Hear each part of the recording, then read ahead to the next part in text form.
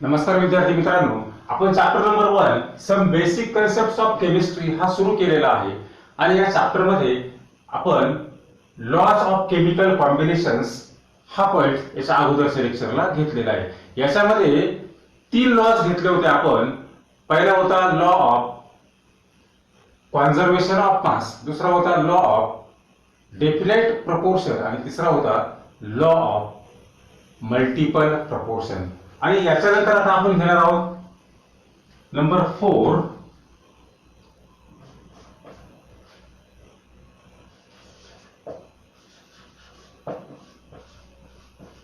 Gay-Lussac law of volume of gases. Gay-Lussac law of volume of gases. आता गे-लुसॅक काय आहे तर it is the name of scientist आणि याने गॅसच्या व्हॉल्यूम संदर्भात एक नियम सांगितलेला आहे, बरोबर की नाही? पहा, तर याचं स्टेटमेंट असं आहे at the same temperature and pressure, बरोबर की नाही? पहा स्टेटमेंट पहा काय at the same temperature, short मध्ये दिले टेम्परेचर अँड pressure, pressure को short में दिले at the same temperature and pressure when gases react, when gases reacts to form काय तयार होते to form a gaseous product,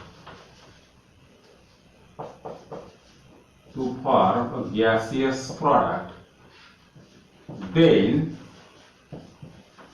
they bears a simple ratio, they bears a simple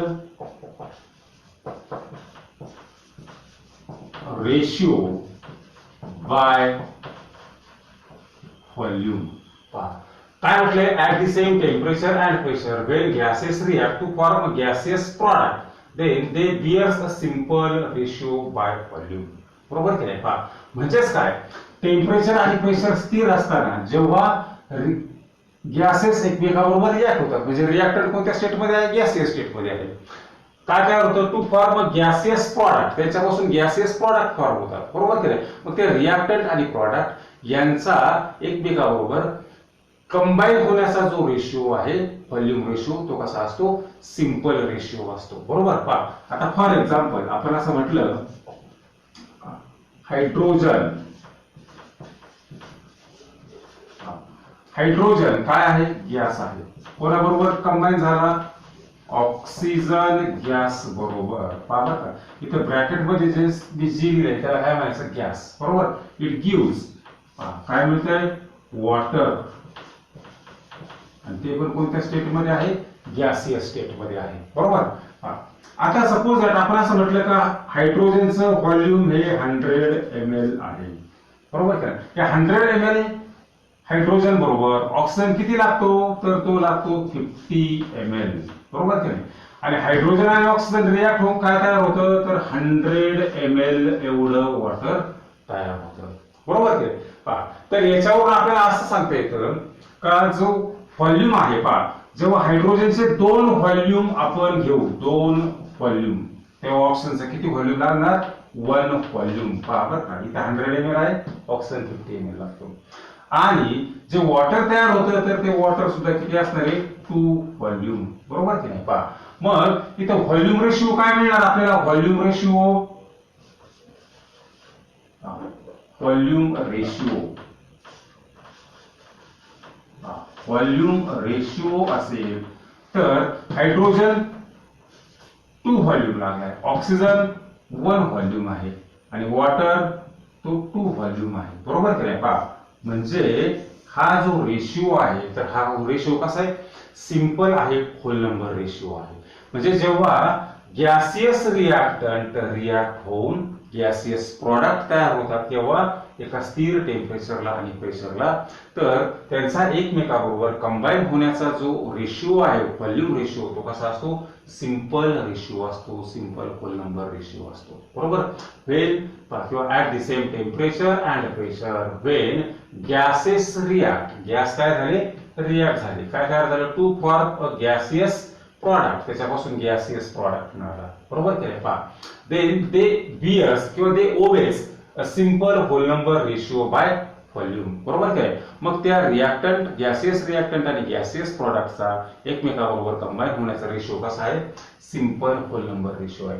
हे एकमेकाबरोबर पहा, ratio आपल्याला fraction मध्ये मिळाला का, अपूर्णांकात मिळाला का? नाही. बरोबर काय? पहा, म्हणजे then they bears a simple whole number ratio. बरोबर. हा झाला आपला रूल नंबर किंवा लॉ नंबर 4. आता त्याच्यानंतर पुढचा लॉ आहे, त्याला म्हणायचं number 5, Avogadro's law. Avogadro's law. Avogadro पण काय आहे? Name of scientist. बरोबर. पहा, काय सांगितले आहे तर at the same temperature and pressure. पहा स्टेटमेंट पहा काय? At the same temperature and pressure. पहा काय? टेम्परेचर प्रेशर मी शॉर्ट मध्ये लिहिलंय. At the same temperature and pressure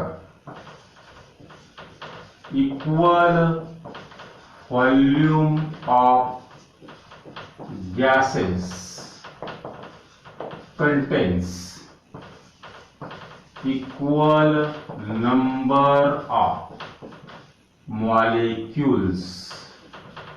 Equal volume of gases contains equal number of molecule. For example आपण असं घेतलं हायड्रोजन, पुन्हा तेच एक्झाम्पल घेऊया.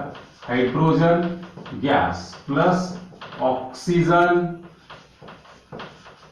Gas, it gives water gas.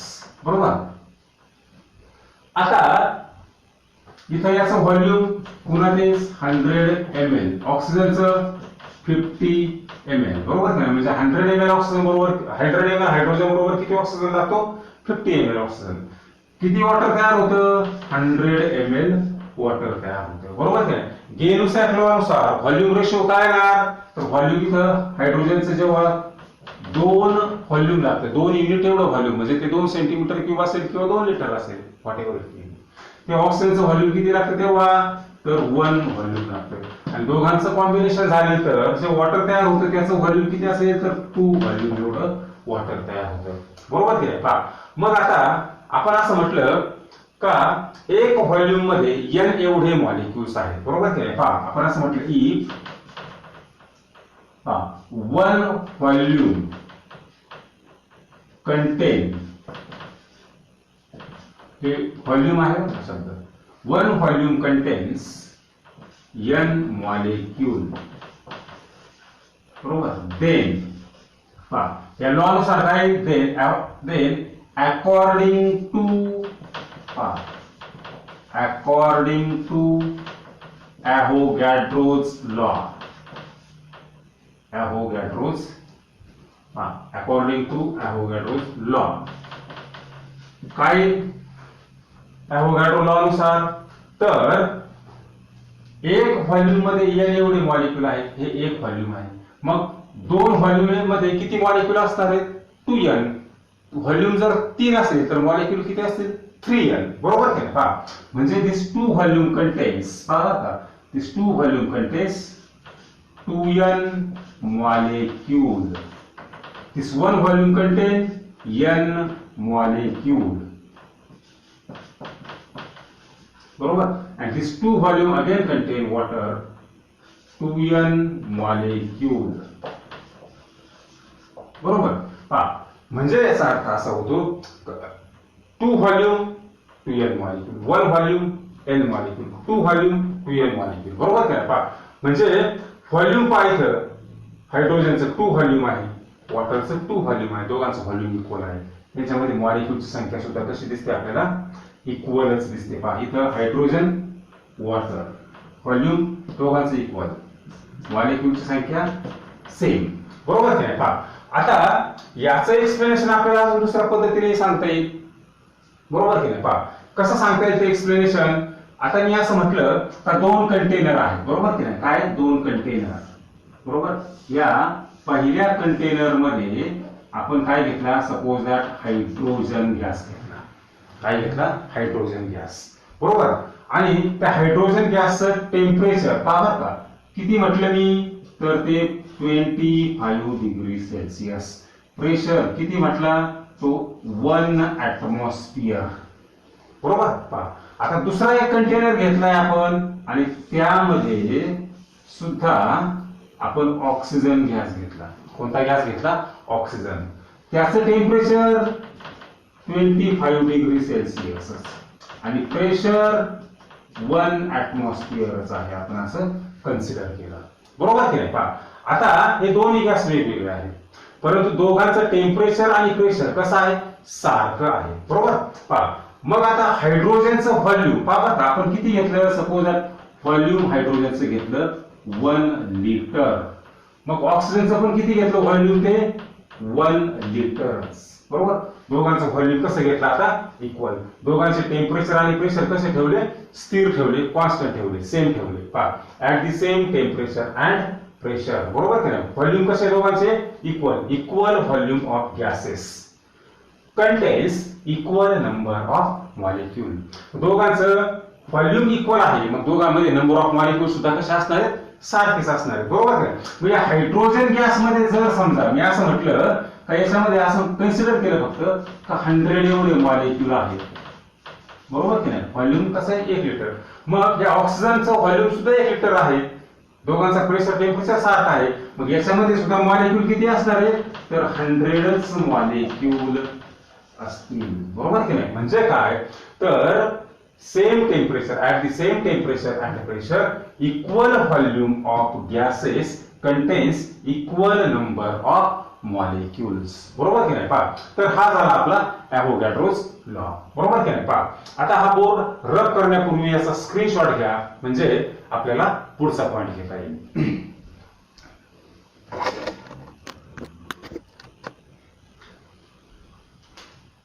पहा आता या चॅप्टरचा आपला पुढचा पॉइंट आहे डाल्टन्स ॲटॉमिक थिअरी, बरोबर की नाही? पहा काय? Dalton's atomic theory. Dalton's atomic theory, बरोबर की नाही? आता हे जे काही केमिकल कॉम्बिनेशन्सचे आपण 4-5 लॉज सांगितलेले आहेत, तर याच्यावरून डाल्टन्स या शास्त्रज्ञाने एक ॲटम संदर्भात थिअरी सांगितली आणि त्याला काय म्हटलंय? Dalton's atomic theory. John Dalton's या शास्त्रज्ञाने जी थिअरी सांगितली त्याच्यामध्ये 4-5 आपल्याला पॉस्ट्युलेट सांगितले, अझम्पशन्स सांगितलेले आहेत. मग ते 4-5 पॉइंट्स. पॉस्ट्युलेट्स म्हणजे काय? ग्रहितक. ग्रहितक या शब्दाचा अर्थ काय? का ज्या सिद्धांतांवर थिअरी आधारित आहे त्याला काय म्हणायचं? ग्रहितक, बरोबर की नाही? पहा आता ते डाल्टन थिअरीचे जे काही पॉइंट्स आहेत तर त्याच्यामध्ये पहिला पॉइंट असा आहे, पहा तर matter consist of tiny smallest indivisible particle called atom, बरोबर. पहा atom consist of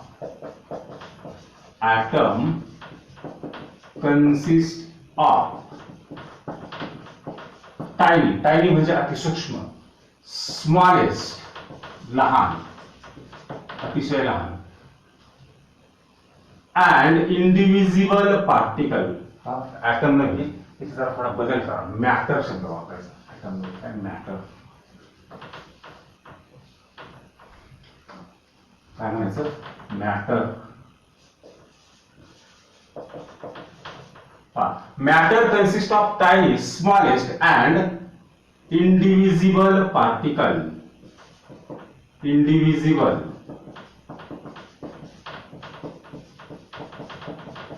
particle called atom, बरोबर की नाही? पहा म्हणजे कोणताही मॅटर काय कशाने तयार झालेला आहे? कोणताही मॅटर कशाने तयार झाले? अतिसूक्ष्म, अतिशय लहान आणि कधीही विभाजन न होणाऱ्या कणांनी तयार झालेला असतो. अशा अतिसूक्ष्म लहान कणांना काय म्हटले त्याने? ऍटम म्हटलेला आहे, बरोबर की नाही? पहा म्हणजे थोडक्यात काय, तर सपोज एखादा मॅटर मी कन्सिडर केला, द्रव्य पदार्थ, सपोज दॅट हा पेन आहे, याचे मी तुकडे करत गेलो, बरोबर की नाही? ब्रेक करत गेलो याला. एक नंतर अशी स्टेज येणार आहे का ब्रेक करत असताना का त्या मॅटर्स पुन्हा ब्रेकिंग करणं, त्याचं डिव्हायडेशन करणं शक्य होणार नाही. मग तो अतिशय सूक्ष्म असा कण की जो आपल्या उघड्या डोळ्यांना दिसत नाही, अशा त्या पार्टिकल्सला काय म्हणायचं? ऍटम म्हणायचं, बरोबर की नाही? पहा आणि अशा लहान लहान कणांपासून मॅटर तयार झालेला असतो, बरोबर? पहा दुसरा पॉइंट आहे, atoms of same element have identical properties including mass. काय म्हटलंय? तर atoms of same element have identical property. Identical म्हणजे सारख्या, identical properties including mass. While the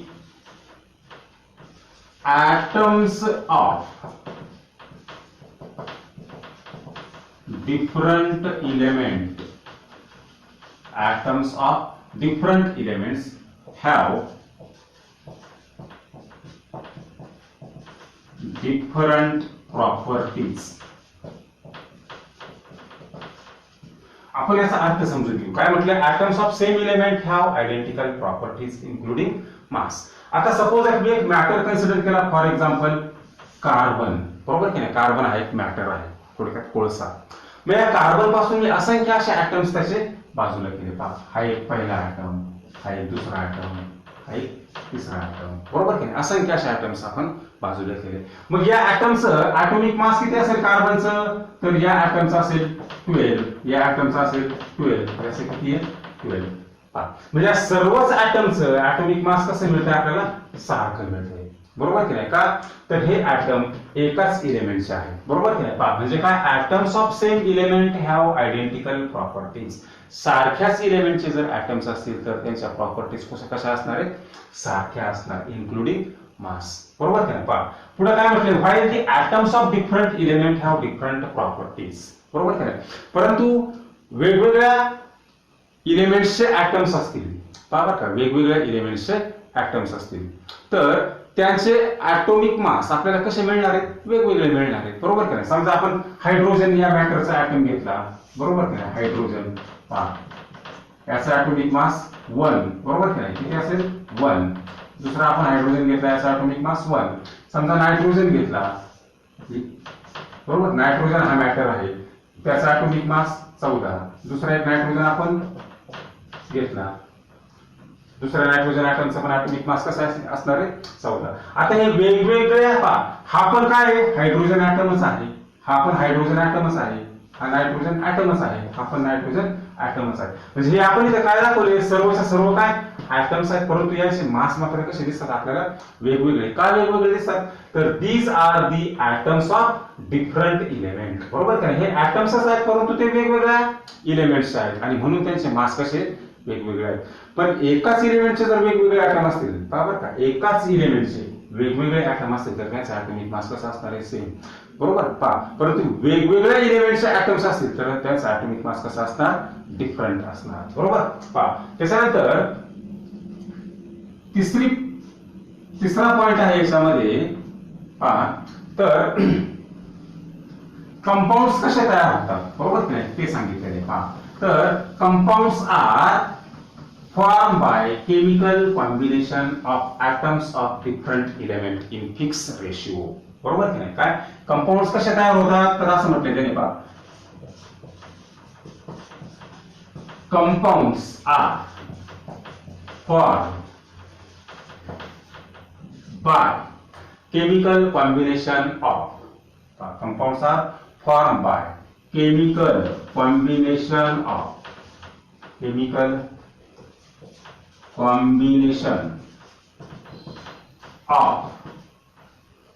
atoms of different element, atoms of different element in fixed ratio.